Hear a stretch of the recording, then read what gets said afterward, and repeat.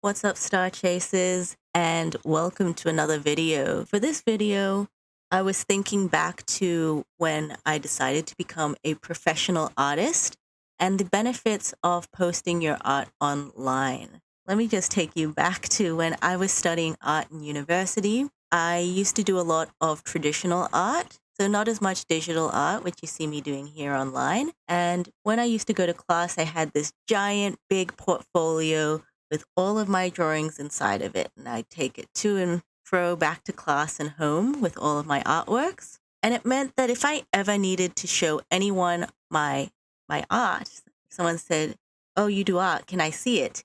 It meant that I physically had to have my artwork for them to see.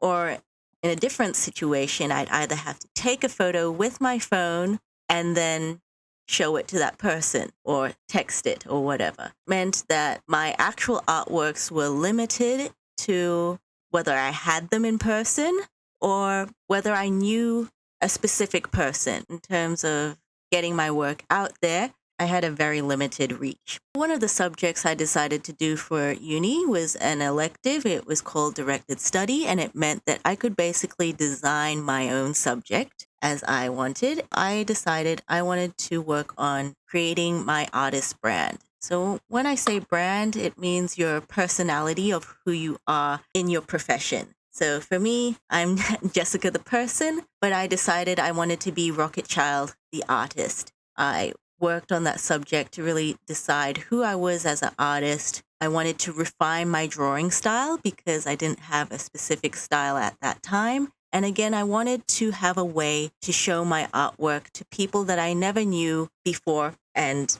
that way I didn't have to carry my huge, big portfolio around. That was kind of, a long story short. And I decided to post some things online. And so when I say online, different options. So not social media wasn't as it was right now, but they had different options. So I made my own website. I made a few social media accounts. I had sculpture work that I did. I had physical drawings that I did, photography. So deciding which medium of art you had. And I had to archive everything. So take photos and put them online. In this video, I'm just going to talk to you about those benefits of having your artwork online as an artist, but also the different platforms it can work for you. When I first started, I had my own website. Now I had a free website. It was on, I think, Blogspot. These days, they have different free websites that you can use. So feel free to choose whichever. But the main idea was you had a place that was only your artwork. If you decide to be a fine artist and you want to exhibit in art galleries, generally what you need is a portfolio. So the work that you've done before, you need to have a description about your artwork. So saying the medium that it was made, you say the year that you made it, as well as your name. You'd also have to have an artistic resume, your professional art history, any exhibitions you've done before. When you have your own personal website, it just means that you can put your best works online, you can write all of that information and description and have your resume. If you ever want to go and exhibit in different exhibitions or gallery shows, or if you want to apply for any art grants or any artist residencies, you don't have to think, what date was it I did all of that? I need to get all my information together. The fact that you have your own website means that all of that information is already pre-prepared and you can just email it along when you're doing online applications. That is a good thing if you are wanting to be a fine artist and again, exhibit in professional shows or even, publish online in publish books or different things. It's your name. It's who you are, and it kind of gives you a place in the world, so to speak. Another thing you might try is social media.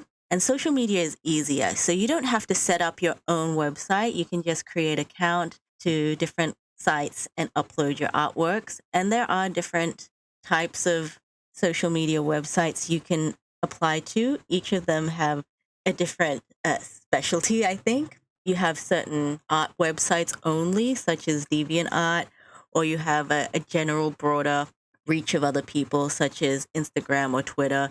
It's up to you to really decide what you prefer and the types of artworks you are exhibiting, because you have to adapt how you record your artwork to that specific social media. And so a benefit of doing that is you get to show your artwork to people you've never met before.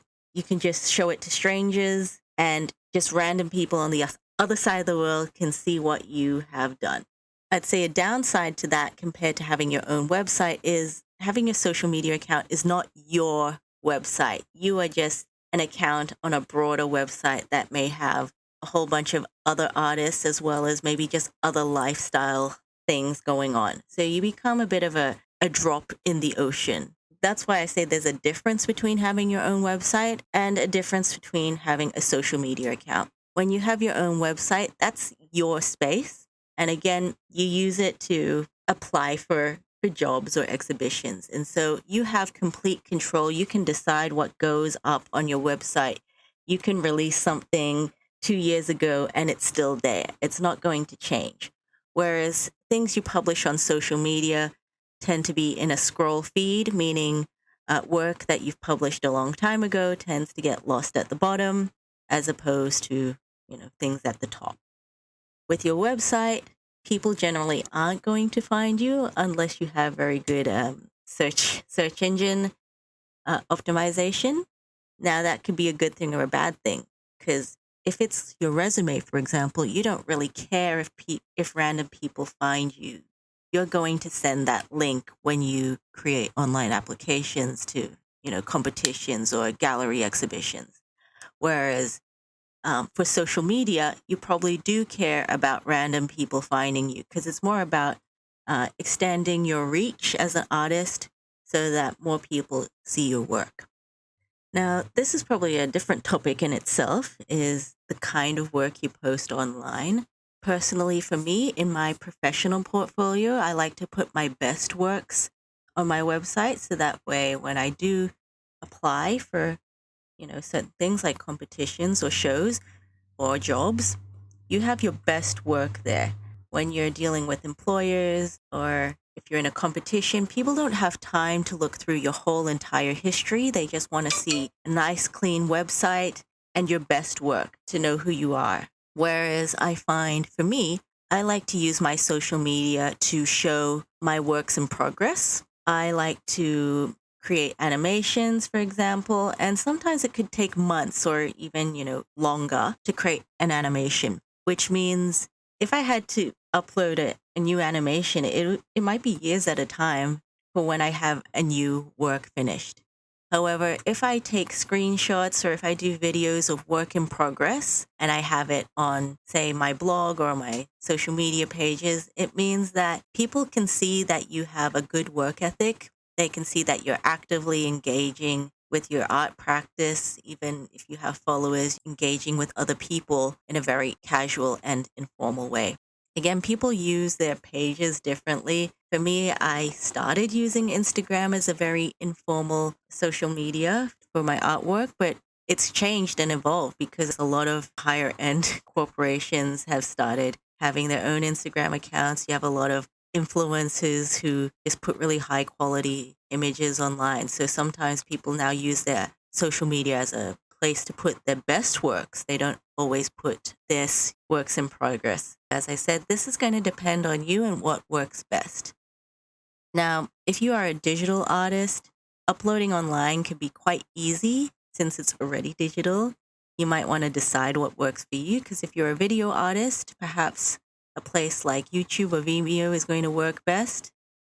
If you are a physical artist, say you make physical sculptures, just taking a photo is sometimes not enough, because you might have a really beautiful work, but if you take a really dark photo, it's going to be difficult to show people. So you might need a little bit of basic photography skills to learn how to set your artwork up with good lighting to take a photo. Also, things to keep in mind might be format, whether you want to take photos in horizontal form or long form, or if you're going to use some short form video, such as a TikTok or an Instagram or something like that. do you want to do a little bit of a work in progress, or if you want to follow along little art memes to show your artwork.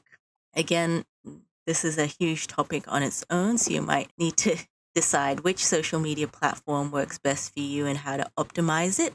But the main ideas are there that if you want to become a professional artist, you're limited by having your physical items just where you are. That's one of the benefits of uploading your stuff online and building up a following, or even just using it for your own professional work. And if you found this video helpful, let me know in the comments. Do you already have a website or social media dedicated to your artwork, or do you feel inspired to start your own? Do you have any questions that you think is holding you back as well? Feel free to share. Your ideas are really helpful because it means other artists who are also wanting to expand themselves professionally can learn from your experience. Comment down below.